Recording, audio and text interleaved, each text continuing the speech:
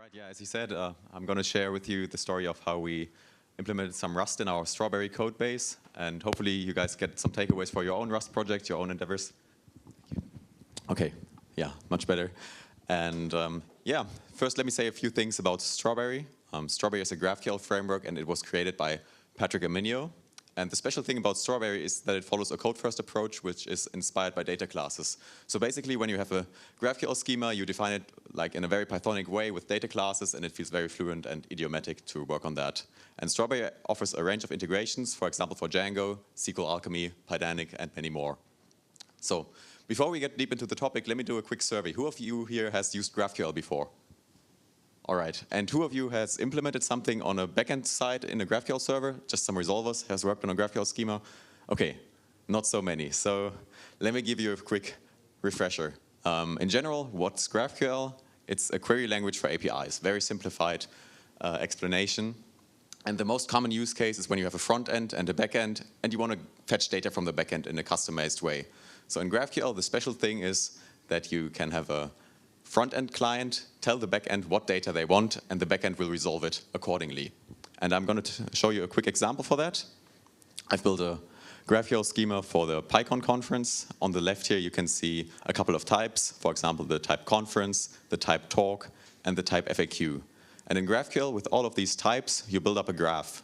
And this graph basically represents the data you can fetch from the API. And each type can have specific fields. For example, either the ID and the name, which are scalars, so to say primitive types, or they can link to other types. And in this example, you might have a conference which has a list of talks or a list of FAQs, and then in turn the talk which has a list of users as a speaker field. So you have a bunch of types and fields. And now when you make a request to your server, you basically formulate a query. In this case, I've written a little conference query. And over here you can see I request a conference with the ID PyCon Italia 2024. And now in GraphQL, I can just choose which kind of information I want. So in this case, I want the name field, I want the description field, but I'm not interested about the ID field of the conference. And the same goes for the talks. I'm not interested about the description, I just want to know the title and the speaker. And the GraphQL server will then go ahead and resolve me exactly what I want. So I'll get a custom tailored response, mostly in JSON format, that fits exactly my data needs.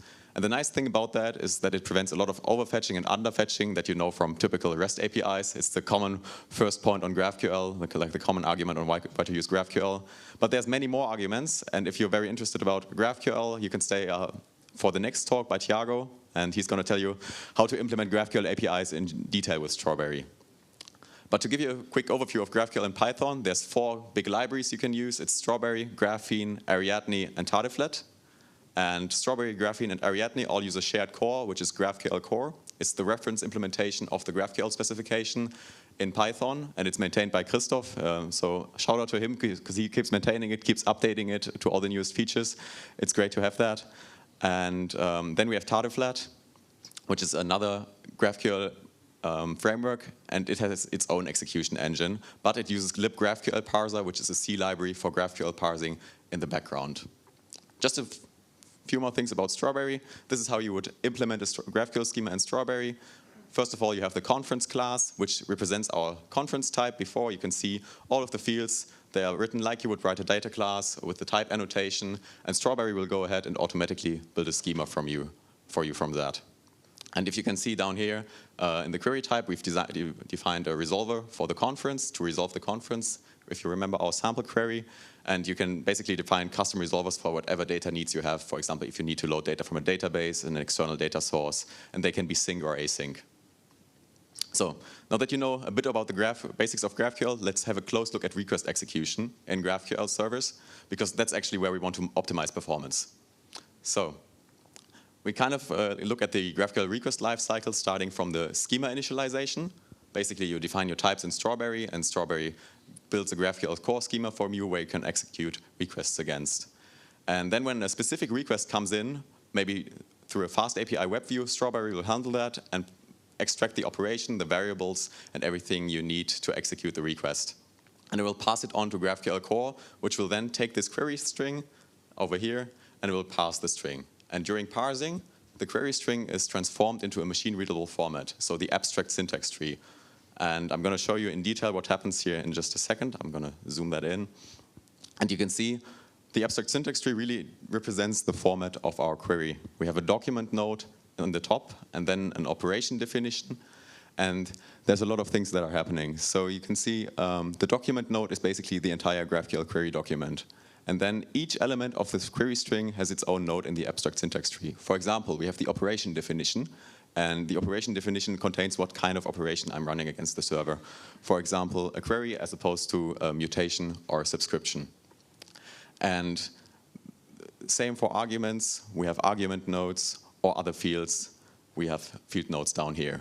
And this basically is a representation that allows the GraphQL execution engine to resolve exactly the fields that you need and to know what kind of data you need to have. So in the next step, you want to validate that AST and that query to see if it's valid, if it works with the GraphQL schema you've defined. So there's a long list of validation rules. One of the easiest is, do all fields exist? Are all of the arguments the user's passed valid? Is every variable used? Or are all of the leaf nodes that you defined in your syntax tree scalars? So these are all the rules that are processed on the abstract syntax tree, and there's a lot more rules. They're all defined in the GraphQL specification. So if you're interested, you can check that out. And every GraphQL server follows these same validation rules, so it's all a standardized implementation, and you can expect every GraphQL schema, at least with regard to validation, to behave the same. And that's basically the contract of GraphQL. So after that, we can finally execute the request. And for that, we again use the AST to collect all of the fields that were requested. We then call the resolvers for each of the fields, for example, the conference resolver I've just showed you. And then in the end, we validate, is the response really of the shape that we expect it to be? So we do type coercion and a lot more steps just to ensure that the user gets exactly what they requested in the first place. And once that's done, we get a nice response. You saw the response already. And now in Strawberry, we can prepare that response and send it back to the user, for example, in one of the many web views like Fast API, Flask, and so on. So now that we know how a bit of a GraphQL life cycle works, are we ready to just rewrite everything in Rust? Just go ahead. I mean, that was the topic of the talk. Well, you guessed it if I asked it like that. No, we aren't. And it's not that easy because there's a couple of reasons for that. And the first one is performance reasons, actually. Rust is supposed to give you performance. But if you interface a lot between Python and Rust, you can introduce additional overhead. If you call a lot of Python functions from Rust, it's actually slower than calling the Python functions themselves from pure Python. And this is even worse when you're using async I/O. And as you've seen, data fetching, you can do a lot of data fetching in GraphQL when you're doing an async call to a database. Py-o3 async I/O, so the Rust-based async I/O support for Python is actually slower than async I/O itself in Python. So you don't want to switch between that too much. Another big reason we can't just rewrite everything in Rust is because we're an open source project. So of course we have certain kind of time constraints and we have a limited scope on that, and we also need to prioritize other features. And the last important point is like a best practice advice. Whenever you do a full rewrite, if it's an entirely new project, that's nice, but if you want to improve your existing project, you actually want to track what does the rewrite do, what is the impact, what are the features, and what are the performance impacts you have. And it's easier to do that when you do that incrementally and check, are all my tests still passing when I replace the module, and so on. So for our case, with all these constraints, let's have a look at what we can improve. And let's look at the request lifecycle again. And you know, first of all, we cannot really improve initializing the schema, because that's really out of scope. We really want to improve request performance right now. Handling the request is also very specific to the web server implementation. You could switch to something like Granian for even better performance in your web frameworks. So that's really not up to us either. But what we can really influence is parsing, validation, and execution performance. Execution performance is really hard to achieve because of the many async I/O resolvers and the callbacks required to run all the resolvers in Python. But parsing and validation are very encapsulated. It's a fixed set of rules. It's mostly CPU bound. And we can see in small GraphQL requests, they actually take a lot of time in Python. So this is a very small GraphQL query. And on the flame graphic, you can see that parsing and validation take up almost 80% of the entire request time. And they're all CPU bound tasks. So this is a perfect candidate for moving into Rust, for processing in Rust.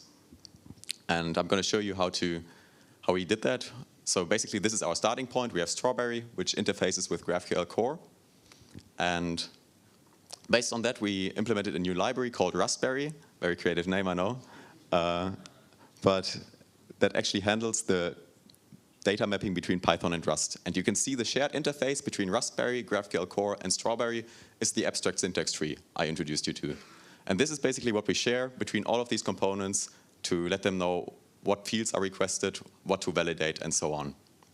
And in Rust, we also relied on existing libraries, relied on existing standards, and we selected Apollo Rust for the Rust tooling library part of our execution engine. Because it's already existing, it's available, it supports all of the validation rules and has a very fast parser. And next step to look at when we do such an implementation effort is to see how the abstract syntax tree is actually implemented in GraphQL Core. Because with this project, we have a lot of requirements with compatibility, because when we pass an abstract syntax tree from Strawberry into GraphQL Core for execution, it needs to be compatible with GraphQL Core, and GraphQL Core needs to be able to understand it, even if it came from Raspberry. So we need to find a compatible format. And for that, let's have a look at the structure of an abstract syntax tree in GraphQL Core. And you can see it's class-based, it's very hierarchical. So you have a node as the base class, and then you have other classes expanding from that, like the selection node, or in this case, a field node, which is a selection node. If you remember from my graphic, a field node represents that a specific field is selected in a query at a specific type. And this structure needs to be respected by our library Raspberry in order to interface properly with GraphQL Core. We have some other data requirements. In GraphQL Core, there are a lot of instance checks. So if we generate an AST in Rust, we need that to pass the instance checks. But on the other hand, we do not require all of the fields on the syntax tree for execution. So maybe we can save some fields and save some performance by not initializing them. And in general, there's 3 big ways to build Python types in Rust. I'm going to show you all 3 here, and then we're going to compare them. The simplest way is just to transfer a string or a JSON object or a dictionary. So over here is a JSON serialized version of the field node I just showed you, and you can pass that on to Python. It's very simple to implement, but I just showed you that the structure in GraphQL Core is class-based, so this is not compatible. We would need to do further processing in Python, and this is slow, and this is maybe not what we want in the first place. The second approach would be to actually mirror the Python types, so to fake the types from Rust, build types that have an equivalent structure, an equivalent name, and equivalent fields to the Python types, so we can actually work with them in Rust. And the big advantage of this is that it's a type safe option, because you can directly see in Rust, am I putting the right type into my fields? And it's also very idiomatic. You can initialize it like any other Rust structure. But, however, you have some duplicated code with that, because you need to duplicate the entire abstract syntax tree definitions from the classes when working with that. And now you might wonder, okay, you have a lot of instance checks. How can we pass them if we work with something like this? Because it's not the same type as the GraphQL Core Python type. And that's the beauty of Python. If something doesn't work, you just override it. And in this case, we just override the class method to return the import of the original field node from GraphQL Core. And in that case, it just starts working again, because instance checks usually rely on the class properties on Python types. And the third option is to instantiate the Python types from Rust. So basically, we import our Python types, and we call the constructor from Py03. So in this case, down here, you can see the constructor call. I omitted all of the fields that we pass onto the constructor. And this is basically a great option if you don't want any type duplication and you want to ensure that there's no missing fields. You're using exactly the same type, that you didn't make any errors during synchronizing the types from Python to Rust.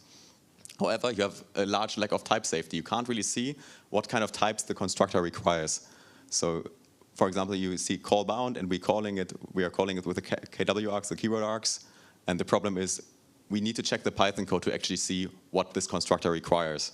And we can actually only understand this type really if we look at the Python code. So it's a lot easier to work with Rust-defined types. Here we have the 3 types again, just for comparison. And as I already said, the first type, we cannot use it in our project because it's not compatible with GraphQL Core. We would need to do further processing in Python, instantiate the AST in Python, and this would be slow again. And we want to be performant, so we just drop this option for this regard. So there's only the 2 other options, and the best way to compare them is using a benchmark, and this is exactly what I'm going to show you here. On the left, you have GraphQL Core for reference. Then in the center, you have the mirrored types, and on the right side, you have the Python types. You can see a big performance difference here, and the data is from the parsing time, so the pure string to abstract syntax tree time for a large query, a very large query I chose in milliseconds. So you can see GraphQL core takes 80 milliseconds, which is very slow for a parser. Then the mirror types are super fast, and you have little conversion overhead to transfer these types to Python. And lastly, you have the Python types, which again come with a conversion overhead, but it's still twice as fast as the original Python implementation. So this might seem like a large difference, and it might seem like an easy switch. Okay, use the mirror types, it's the fastest, it's the most efficient solution. But actually, if you look at the entire request execution, it's a different story. So here again, we have on the left side the GraphQL core timings for reference. It's a different query, a medium-sized query. And you can see validation takes up most of the time of processing a medium-sized query.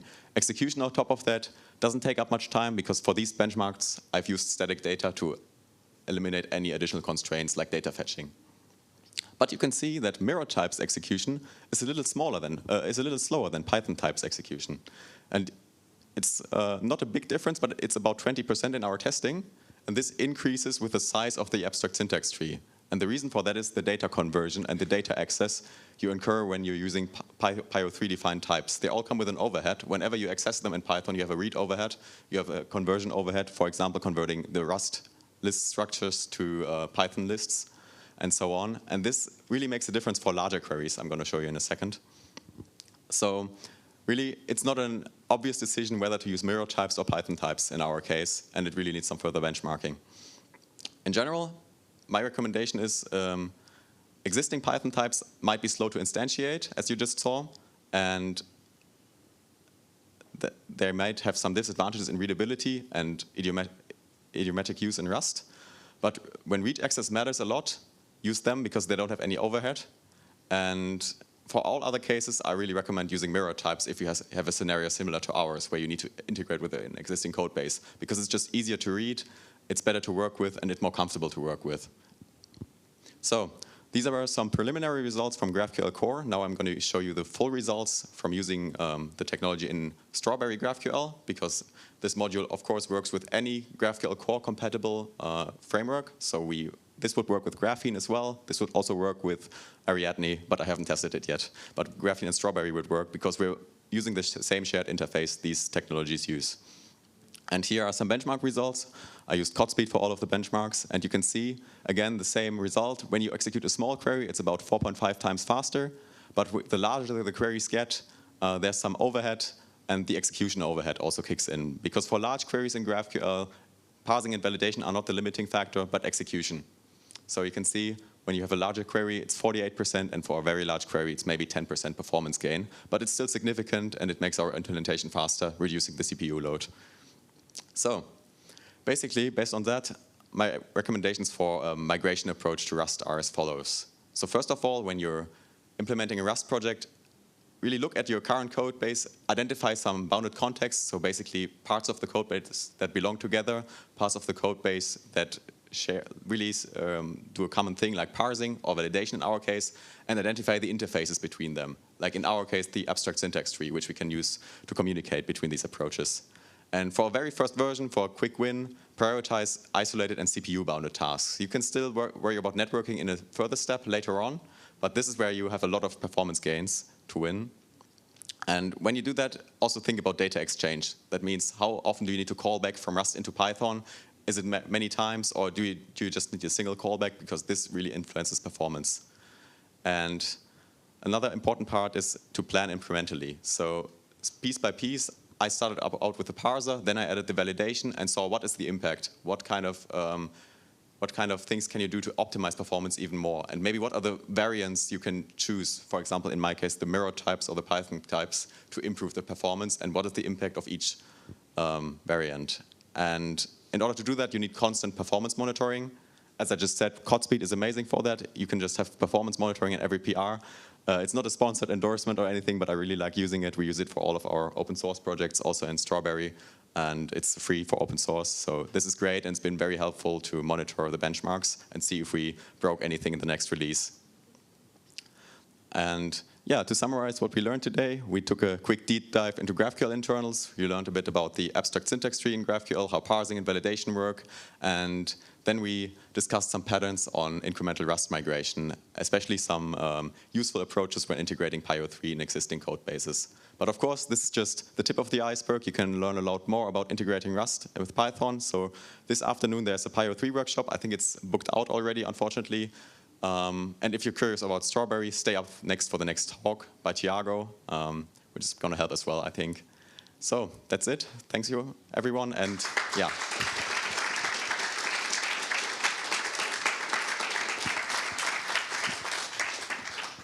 Thank you very much for this very interesting talk. So we have one question on the slide. What are the next steps? All right, so the next steps are to work even further into execution. I told you it's a challenge for us because we have a lot of callbacks. We work a lot with async code, but there's still some steps where we can save on performance. For example, field collection, that's a step of execution that actually happens before we call any resolver. And next up, we want to see just how much logic from Strawberry we can convert to Rust, really. So for example, in Strawberry Django, without wanting to spoil too much from the next talk, we have a query planner, and that actually takes in your GraphQL syntax tree and generates database queries from that. And we want to see if it gives performance improvements if you convert that to Rust as well, because it's, again, a step that is very CPU bounded. You can outsource it before running any queries to the database. And up next, we'll see just some inspiration, maybe work on plugin compatibility, extensibility, some very important topics. Thank you. And another question, why not calling GraphQL from Rust directly? So I'm not sure I understand the question directly. Could you maybe clarify what you meant? Maybe are you who asked the question? If you don't want to show, it's fine. But if you're referring to calling the resolvers from Rust directly, so like data resolvers, that's due to the overhead we might incur, and especially due to the problems with async I/O this is going to get. Does that go in the right direction? I'm happy to take any clarifications. Well, it probably does. Okay. Okay, another maybe a bit confusing question for me also, but given that this Pyo3 new version will remove some overhead in Rust Python due to Git, have you any plans to rerun benchmarks using pure Rust types? Just pure Rust execution, not in Python, no, because we still want to support Python and we need to support the Strawberry schema. Benchmarks using pure Rust types without the Pyo3 overhead, that's definitely another step. It's not planned immediately, but it's a nice project, and I can see myself doing it in some time when I have some free time, definitely. There's no more questions here. Do someone want to ask the old-fashioned way?